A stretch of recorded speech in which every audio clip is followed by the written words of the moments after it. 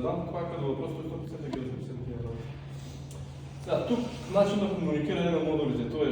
имаме основен модул, който основният модул задвижва вентилатора, HMI интерфейса, който е дисплея и компресора. Това е през систем 8, която е 9-та и 13-та. Тук вече при 16-та имаме задвижващ модул, основен модул интерфейса, т.е. за компресора там е един основен модул, който задвижва за вентилатора. И тук вече при по-големите имаме имаме вентилатор модул, който е за двата вентилатора. Така, тук искам да подчертая за движващия модул, при тебе дете се случи това с шестицата. Има, ще ви го... Не знам дали има такава термопомпа от старите, която е... Чакай да видя на снимка на контролера. Има пинчета от 1 до 4. Всяко едно пинче отговаря за различно. Едно отговаря за да може да включиш този основния модул за DC мотора, т.е. за преобраза да може да... Втория мисля, че беше да има BGV режим, третия мисля, че беше за охлаждане, за отопление. Ако са смъкнати фабрично и се случи обледеняване, тя пак обледените, но беше наподобие. Едното беше за... Първия модул, първото пинче винаги за вентилаторите. Второто беше за втория вентилатор. Да, точно така. Там има едни пинчета малки на това, които са дигнати. Ако с два вентилатора си отделен пин. За един и за другия. Да, нали 16 с два вентилатора. Аз не знам дали да работи само един или вентилатор? Не, да. Може да изключиш. Може да сключи само БГ, може само той значи... Ако изключено и не ти тръгват вентилаторите и си кажеш, тя е дефектна, продължиш да провериш пинчето. И аз не знам, искам да потърся да плюсовете. Те отчитат така фабрично изключват пиновете на БГВ-то и на охлаждането. Ти остават само на отопление фабрично и трябва да му звънеш после се ражда, така и кой пин да чакаш да тръгне. Изключва дисплея всичко. Имаш ли някаква снимка? На пиновете. Те ще там ги няма, просто да няма кой гледа. Иначе верно, това ако ви няма плюсовете, няма смисъл да се връщава назад. Принцип да, плюсовите макар че сега няма така, къде ще я монтирам ние, така, тъй че... Ако има нещо, не знам, че не знам да ми може да... Това е сплит ли? Да. Няма Монобус. Това нещо ще го... Да няма вътре на вътрешно тяло на платката нещо, защото повечето си има такива пинове. Сега, логика на управление, по принцип това е при старата. Има ли смисъл да го говорим това? Предполагам не. Сега, тук като информация за управлението на новата, мисля, че няма, но новата пак работи по типа на старата. Преди да тръгне на максималния си режим, първо проверява 5 минути работи на 40 до 50 Hz, се проверява всичко, защото, примерно, при стария модел имахме отечка на платка и даваше грешка за допълнителен, все едно, че има високо напрежение. И тя тръгва, работи на 50 Hz, обаче преди да премине към фазата от 60 до 80 до 90 Hz да се влезе в работния режим, списва тази грешка. И това беше едно оголено кабел, че правеше отечка, т.е. даваше друг проводник и заради това го правиш тази грешка, правихме това нещо. Но... Човек само да питам, на старите, помня по-миналата година Венци извънка и каза, когато е в дефрост да намалиме херцовете от 70 на 55 на замразяване. Да. Сега новата, има ли го това някъде да влизаме да го коригираме или то си е направено? То си е направено, в принцип, на новите. Ти има ли с проблем с дефроста на новите? Това ще няма и високи наведи такива. Тук е фабрично на тези на старите, защото ти ще слагаш така стара. Смали го даже на 40 Hz. Аз свалям на 40 Hz, дигам времето за дефроста. Той има параметър, който е примерно 10 дигам на 10 минути за дефрости. Ама топата буфер няма смисъл да дига. По принцип да, но има един фабрично е зададен на плюс 17 или плюс 16 градуса да влиза в дефрост. Това е много важно да намалите примерно на 3 градуса или на 5 градуса. Аз припускам, че ще звъна на тази машина. Добре, аз ще го кажа. И при обезвъздушаване, защото на плюсовите има меню, което влизаш с коти, имаш тест рън, говорим за помпа, тест рън, за дефрост, абсолютно всичко било като тест рън. На тази няма, на старите няма. Тя припуска, примерно да дърпаш си шалтера и изчакваш 5 минути там да се разреди това на контролера, кондензатор и така нататък, тогава вече си я пускаш. Обаче при пуск, Аз ги правя на ръчен режим помпите и на 100%, да може на 100% да работи от началото, да може да превърти кръга. Това е важно и като ще го се обаче, като пускаш, ще ти покажа. Другото нещо, което изискваме към термопомпите е напрежено време. Тоест, напрежено време. Когато опадне или се вдиги много, да се падне панцирно. Предпазно реле такова при напрежение. При напрежение, ниско-високо напрежение. Това го изискваме, нали, при основните компоненти, които казахме, това не беше записано. Е хубаво да го има, защото при ниско, особено при ниско или при високо, гърмет платки не е нали, много... Аз даже на при пуск хорен, сега има нали, специални протоколи, то ние не знам дали Владо е подготвил тези работи, има специални протоколи, мога да покажа снимка, ако съм снимал. Отиваш и при пуск, примерно, машината на еди с колко градуса работи в еди с колко херца, на еди с какво напрежение, нали, мериш абсолютно всичко се пише в един константивен протокол. И вече от другата страна има ли филтър, има ли магнитен филтър, има напрежено време. Ти като го напишеш не, примерно, че няма напрежено време, като ходиш при пуск. И после ако звънна там, тя термопомпата даде на късо, защото примерно от енергото и ти не знаеш гаранция. Това е хубаво при пуска, да ходи, да запише такъв. Да, дали има това за отводняване? Да има това за отводняване, е така. То при вас има повече такива, при нас няма проблем с тока. Ема да, например, Ловинци ми каза да го вкарам като... Не слабо на всички. При нас се значи страшно по 3-4 пъти всеки ден. Това е лошото е като падне тока, като пуснеш тока, тогава като пикова мощност, пускаш, зависи как е разреждан, такова, дали да не е високо напрежение не влезе. Става проблем. И тия напрежение задачи ги давахме там. Ето вижте, тук дали са старите, защото ти ще слагаш стара, тръгва на 50 Hz, работи първите 60 това до целевата. Тук има една настройка, която е важна, ще ти я кажа, ако случайно термопомпата ти не тръгва, защо е. Има една настройка да следи външна температура. Това е външна температура. Имате ли отделен сензор за външната температура? Тоест, нас питата има и температура, която е за външна температура, обаче не работи. Не работи, но... Да, защото нали през него правите кривата после. Ти реално защо е с термопомпата да може да следи водата? Са на БГВ как ще следи, на БГВ приоритет следи задачи, не работят добре. Аз съм ходил съм до лечение инстанция, не работят. Аз инсталирах и инвисман, така работи приказно. По външната температура. Ама само че друг датчик. С него си. Те си имат... Не такъв на топлообменника на външната. Не. Те си имат с една кутийка, отделно се изнася, да. Игрите на такива. Игри, то на повечето не слагат. И аз не съм сложил. Сега, компресора се стартира, можеш да намалиш долу-нагоре на граница по принцип.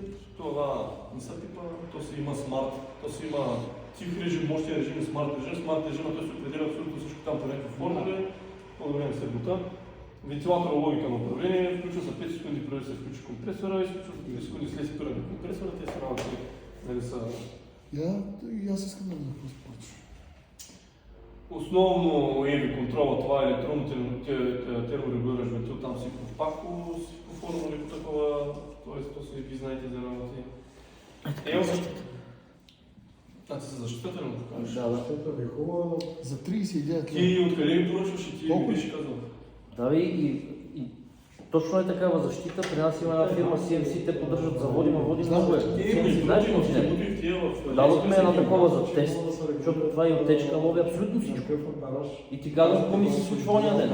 Аз на него му звънях тогава, отивам на една помпа, звъни ми клиента и вика бие ток. Да, това ми каза тогава. Отивам, мера 100 волта отечка. Това не го лови. Не го? Не, то не го лови като такова. В смисъл, не може да си го обясня аз какво стана. 2-3 дена разкачвах нагревателя, той ще ти каже, разкачах всичко. Бие ток само на долния извод на термопомпата. На корпус и пукаш, няма ток. А къде бие? На болта на извода. Ето го клипчето, човек.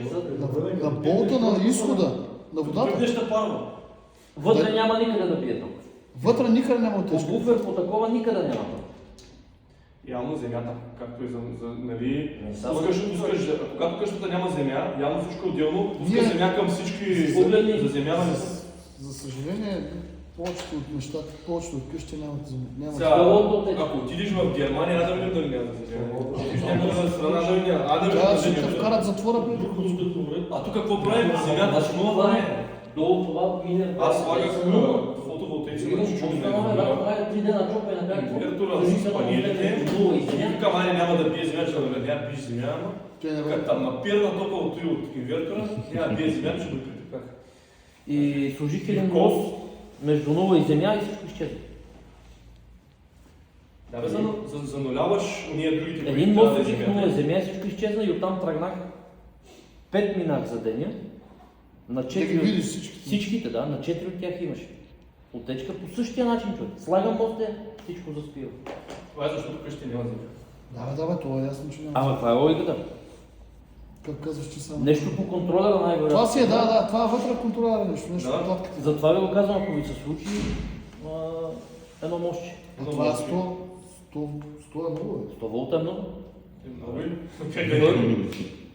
И той съвсем случайно го видял. Обаче пък, знаеш какво им стана странно? Където вие ще сигурно е същия принцип, контролер е страда, защо? Не, там вече биеше и на Там се биеше на Там друга? се биеше и на буфера. Тоест там се биеше... Там се лепеше там и на се буфера. чисто Да. се биеше контролер там. Да. Ето на плюсова контролер основен модул. Да, сме една деветка. Говорим основен модул, който е само за хранващия модул. Вече комуникационния и другия няма проблем. Да, там биеше и на буферата. Но И на на буферата? тия само на болче, той ще покаже клипчета. Пикваш на корпус отгоре, няма що. Слагам урина, няма нищо, човек. Че го пара тока, ама виж, не при него. Значи няма Много странно. Някъде отечка си го вътре по платките. По платките и най-вероятно иска задължително да е или земно, или замолена. Да, или да. Да. Тя си иска земно. Тя си иска земно. Тя си ги има на шарни, на 1000 места. Ема той старите къщи, като нямат какво да Да, правиш. няма. Има вероятност и от друг уред да ти върне през нулата, да ти върне и пак да ти... Да, възможно е. Възможно и това. Татко беше 27 години шеф на Енергос. И казва така, когато ние приемаме ново правко, задължително слагаме два кола и ги мерим да са под 7 ома. Обаче, откакто аз съм 69 на моят рожден ден, почвам работа. Вика, от тогава до сега никъде не сме сменяли. Тоест, няма как да има земно, защото за 57 години това земно го няма. Тоест, трябва да се, който иска да си го набие, за да си има. Така. И те затова са енергото тук есента на нов обект пусках и ме караха, нали, преди да ми сложат времянката, да си набия земно, да издам протокол, за да мога да подобря техника. Земна молния защита. Защото ти не. Всичко иска. Няма. Стара къща да си видел с 3 кабела инсталация. Не. Няма. Той нови правят, така ти. Това верно и нови правят така, аз съм виждал и нови. Да, аз съм виждал наскоро. Миналата година съм гледал нови къщи с тук. Как нормално ли сте хора? Тук можем да видим за спомагателя на електрически навигатор, само да спомена. В режим на отопление температура по това значи има един параметър T26, който можеш да го промениш кога Добре, бе, Живко, тази флашка, това може ли го прачиш на имейла да го Аз имаме? мога да се презентация, Да си я прачиш тази презентация, да се имаме. Веднага мога да я пратя, да.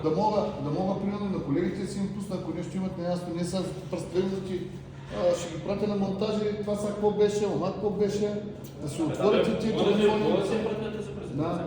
Да.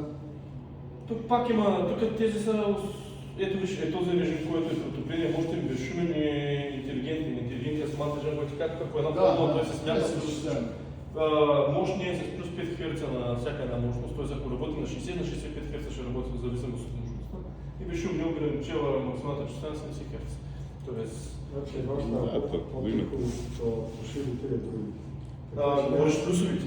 Да, няма смисъл да минаваш. По-хубава е. Тушивата, от тушивата.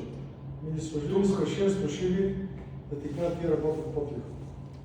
Аз съм служил 3 миналата година, и ти кажа по-тиха машина не съм срещал до сега. Ние не знам, ние 6 сме служили, на 2 се смениха компресорите. На едната цялото външно тяло. В момента чакаме една от 3 декември, още не сме компресорите. А това пък е сервиза и на отвод. Това няма сервис. Те нямат сервис. Ама ние казваме има. Кой има че чу?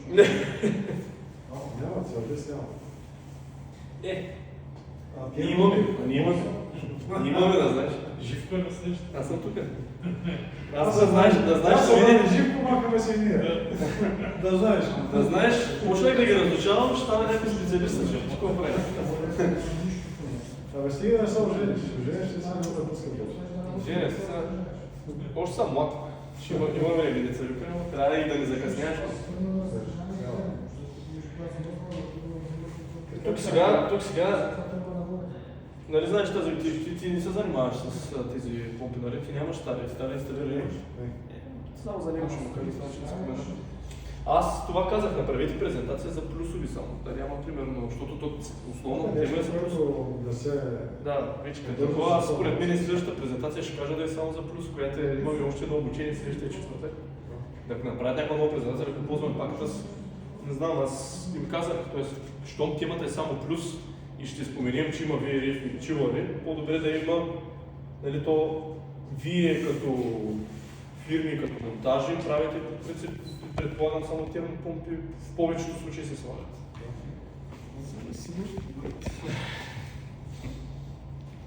Чакай. Тия всяката конфигурация, как са напаснати плюсовете добре, тихи се работят. Да. Няма недостиг. Тук често срещана грешка е тази, когато не е хубаво отстоянията, говорим за високо налягане и другото нещо при дефроста, като не се намалива новия параметр, който ти ще, като пускаш и ме сбъднеш. Друга грешка е Error 3, тя не е споменана тук за дебита. Error 3 постоянно да за дебита. Може при пускане на изделието въздуха, да, при въздуха този потока, който ни прави махалцето и такова, там може нали, грешка така се зачиства или изчакваш Error 3 по принцип сама се зачиства, когато чете поток, защото тя върти помпата, дава грешката, обаче помпата продължава да върти.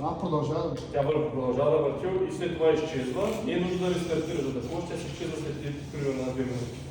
Което е хубаво. Хубаво е, повечето правят втори път, четат грешката и ще отдавам. Значи това, което ние забелязахме от 15-20 плюса, задължително преди не отваряхме обезшително, защото на кушие.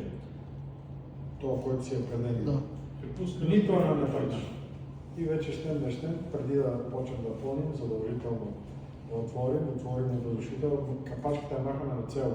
Защото като развиеш два пъти и викаш окей, ма не е окей. След това като я махнеш, съска 5 минути. Да. С това въздух го запиеш да си е майката и няма. На цел. Предварително изтървиш се въздуха, после ще го навива и в повечето от случаите тръгва веднага. Ако не тръгне, вече не помня кое меню беше, влизахме и помпата да давахме на макс. И на 3000 оборота май беше, 500 беше макс. И след това се намаляш, това се оправяш помпата, влизаш се... Преди минахме на модулация да избираме ние оборота. При нас работеха около 1600 работеха. Това е на flow rate. Да. Тоест на flow rate да следи каква... Тоест максимална като начало да излиза тази грешка, изключва нетно, дебита, изключва... 67 ли беше? Мисля, че 67 ли беше? Тоест на английски е недостатъчен поток на вода. Да. И тя излиза, и той излиза и много удивително, аз ще ви го покажа. Цъкаш има reset фаут, пак се я пускаш и вече се я пускаш много, т.е. ако имаш въздух. Ще ви го покажа това на практика. Всякакъв е с двата датчика, много помпата и няма проблема. Защото тя, то при него какво ставаше, въртеше, той нали върна през серпентина и количеството е малко, и т.е. това. И тя достига много бързо, като се върне, достига много бързо и спираше по температура. Всъщност буфера няма температура. То заради това... Може да разтовари. Да. И... Тя помпата на 3500 оборота и 4600 работи достатъчно. Нужда. Тоест тя работи на двойно повече. И сега, докато ни стигне средно аритметично, примерно си задал 45 градуса на буфера и имаш горен и долен датчик, средно аритметично, примерно до 47, мисля, че беше горна граница 2 или 3 градуса. 5 градуса отгоре на 3 градуса на 3 градуса, а на 5 като падна отдолу. Ние това се борихме с Венция, и той не го разбра как стана. Идеята беше да не става тия 5 градуса долу, а да стане 5 градуса горна. 3 градуса. 3 градуса, защото то стане 5, докато тя включи и почва да загрява и става 7 градуса. Той буфер, аз съм задал приема, когато съм на радиатори 40 градуса, то падне на 32, и как ще стопне? Няма как да стопне. Той не можа това да го намери долната граница, как да е коригирал. И той заради го казах, аз го казах и на Милена и на всички, отделите ми 2 дена, дайте ми това приложение, дайте ми тази програма, да седна на компютъра, да нямам адреси, да може да се изчистят тези работи. Трябва да ти дадат код на теб да си гледаш и да си гледаш нещата. Да. Защото ти имаш времето, това няма време. Не искам да се повтарям, знаете ми тези работи. Така. Тук има и работи, които ще ти ги пратя. Това е дисплея за старата. Това е на старата дисплея. Когато светят и така всички работи работят. Когато са в сиво, не работят. Тоест, тук имаш Operation Mode, говорим за как да е мощие на такова. Wi-Fi се свързва много лесно с TUI или с Smart Home. Като цъкнеш, тук има смарт режим или ръчен режим и на двата почва да отдава точка и ти автоматично телефона ти го засича, ти го фаща. И е много лесно като такова. Тук грешките си гледаш, статус, абсолютно всичко, говорим за температури, за как се движат работи. Фактори, параметър, не ти препоръчвам да влизаш, ще влиза с код, аз мога да ти кажа кода, то това е вече ако искаш да намаляш херцови на компресор, да увеличаваш оборота на вентилатор и така. Тия работи не трябва. Тия работи не трябва, те по фабрично са настроени. Тук в систем параметър се влиза и там се настроява за помпа, за дефрост, за всичко го има това нещо. Също това приложение, когато го свършиш към Wi-Fi, например, имаш достъп до абсолютно всички настройки. Но пак си за скот, но обаче тия за дефроста и за помпа да ги имаш от телефон, не са проблеми.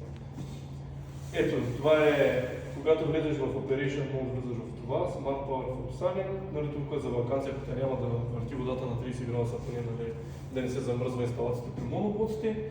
Error фалта, което е фалта, ти изписва за ерора.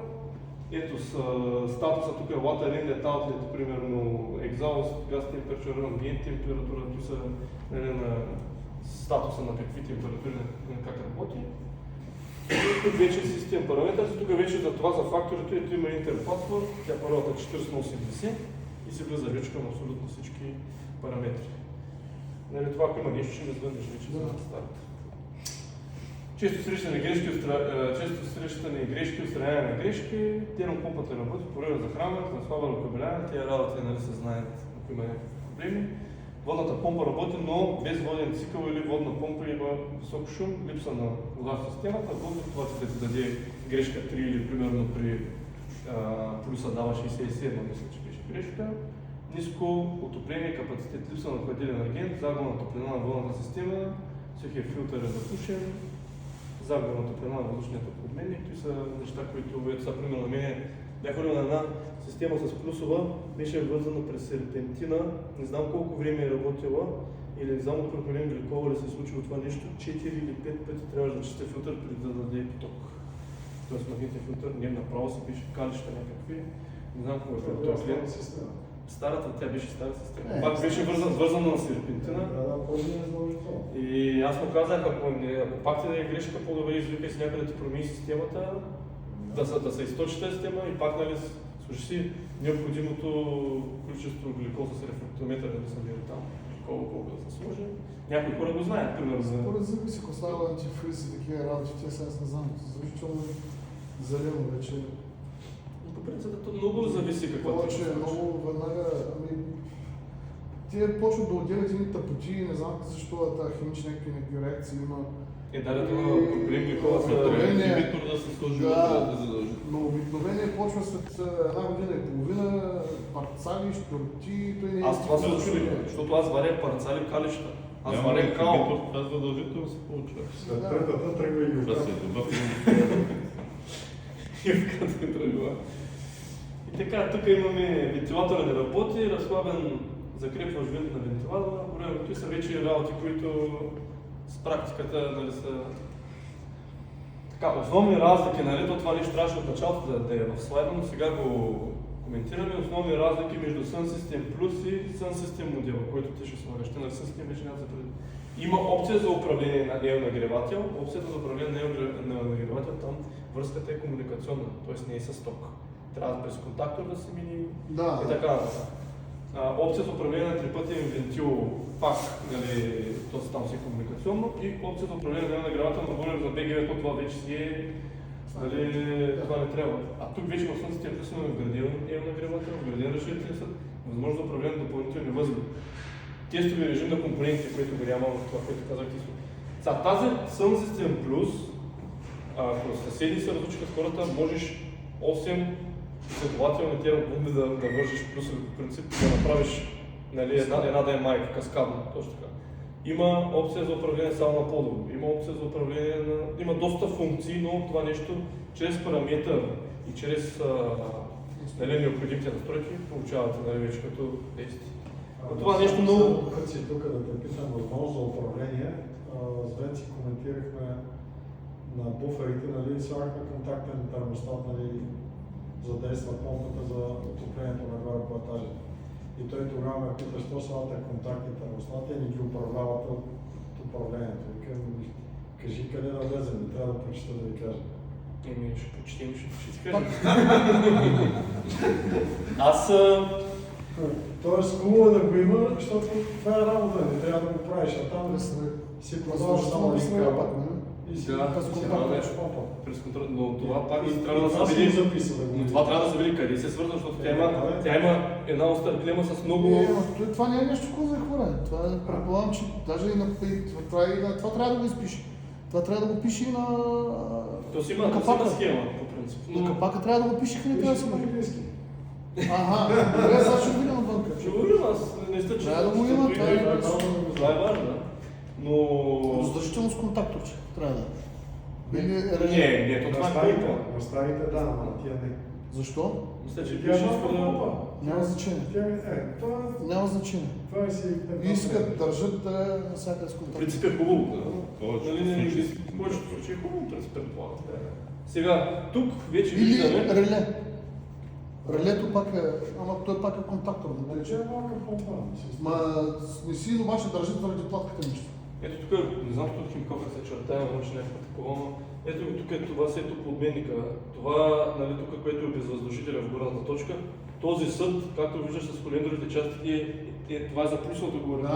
Това е допълнителният нагревател.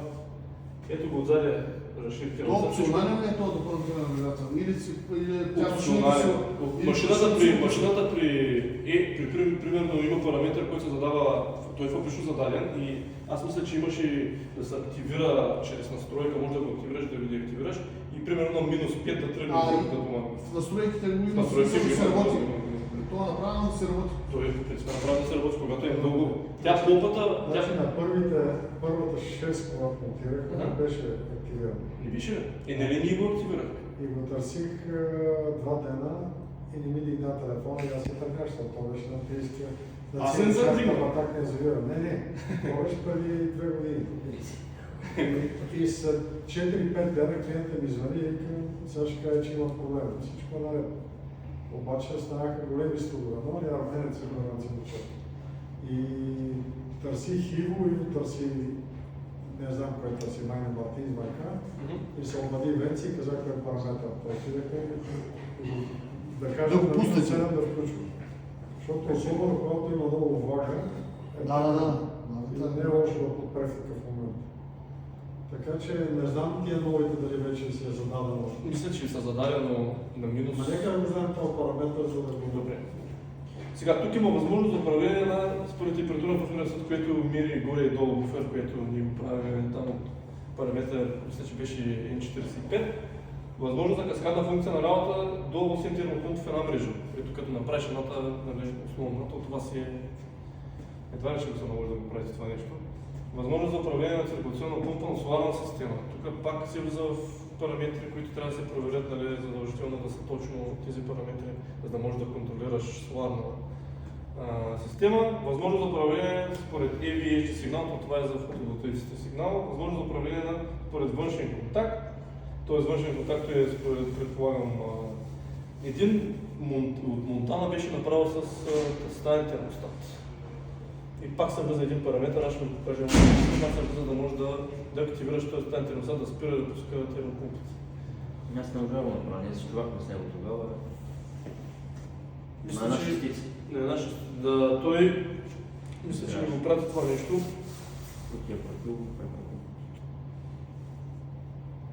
Така че в един компютър не го питае. Защото тогава... Параметър N25 термостат контрол на 589, като видиш с паролата. Аз ще го видим сега. Това ще го видим. Аз съм се записал абсолютно всичко да се вземе да се изчиства като... Да. Нали, И ти ако не ги запишеш, няма кой да ги запишеш. Това трябва да се знае абсолютно всичко. Да, аз заради това записвам, всяко няма важно нещо записвам, дори то, аз често да ти кажа колко трябва да се занимавам, то се забравя, то по-хубаво да го имаш записано. Задължително. И възможност за визуализация на работа на лягане на ферон, което видяли този датчик, който е, който ти показах вид от него връзка. Те са електронни датчици, се високо на такова. Пак трябва да се активира такова, има вграден електрически нагревател, разширителен с възможност за управление на линия на подово отопление. Това е възможност за отопление на линия на подово отопление. Предполагам, пак с, не знам, на тези подови, които имат с главите електронните, дали има за всяка стая, отделен стая термостат за затворение, предполагаме, това има като идея тук за подовото. Да намалите вид, най-вероятно да намали мощност на компресор, най-вероятно да... Но това са вече работи, които трябва, нали, лично ние да ги изтестваме, за да мога да ви кажем, че работят на земи да стават. Това пак към Венци ще го борим като въпрос. Това за сплита, тук не е сложено на сплит, но е абсолютно всичко едно към едно. И тук вече има вана за отичане на кондиза на вътрешното тяло. По принцип има ваничка. Допълнително. Е възможно за управление на грана. Тук абсолютно едно към едно говорим сплита и плюс.